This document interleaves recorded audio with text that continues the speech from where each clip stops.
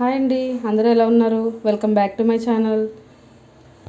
ఈరోజైతే మనం పచ్చిరొయ్యలు పచ్చిశనగపప్పు కర్రీ ఎలా తయారు చేసుకోవాలో చూద్దాం. ముందుగా పచ్చిశనగపప్పుని హాఫ్ అన్ అవర్ ముందే నానబెట్టి పక్కన పెట్టుకున్నాను. అలాగే పచ్చిమిర్చి, కరివేపాకు, మసాలా పేస్ట్, అలాగే ఆనియన్స్ కూడా పేస్ట్ చేసి పక్కన పెట్టుకోవాలి. ముందుగా రొయ్యలను అయితే కనుక మంచిగా వాష్ చేసుకుని పక్కన పెట్టుకోవాలి. దాంట్లో పసుపు, ఉప్పు కలుపుకుని మ్యారినేట్ చేసి ఫ్రిడ్జ్లో ఒక అరగంట సేపు పాటు మ్యారినేట్ చేసుకుని పక్కన పెట్టుకోవాలి. దీన్ని ఇప్పుడు కొంచెం ఫ్రై చేసుకోవాలి. ముందుగా స్టవ్ మీద బాండి పెట్టుకుని కొంచెం ఆయిల్ వేసుకుని దాంట్లో అయితే రొయ్యలు యాడ్ చేసుకుందాం. రొయ్యలు మరీ డీప్ ఫ్రై అవ్వాల్సిన పని ఏం లేదండి, జస్ట్ కొంచెం కుక్ అయితే సరిపోతుంది. ఫ్రై చేసి తీసి పక్కన పెట్టుకుందాం.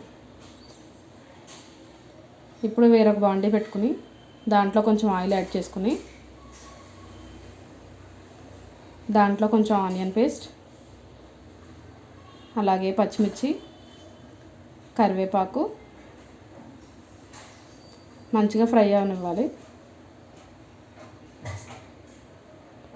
ఇలా ఫ్రై అవుతున్నప్పుడే దాంట్లో కొంచెం సాల్ట్, కారం వేసి కొంచెం సేపు ఫ్రై చేసుకోవాలి.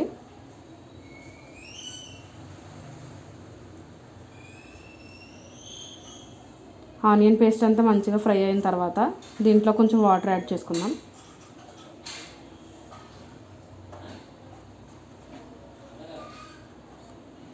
ఇప్పుడు ఇందులో ప్రాన్స్, అలాగే ముందుగా నానబెట్టుకున్న పచ్చిశనగపప్పు వాటర్తో సహా వేసేయాలి.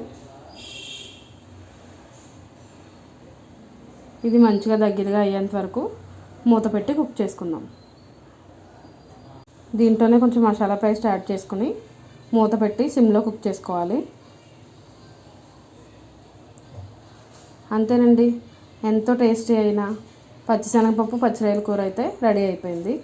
నేనైతే దీన్ని వెజ్ బిర్యానీతో సర్వ్ చేసుకున్నాను. టేస్ట్ అయితే చాలా బాగా వచ్చింది.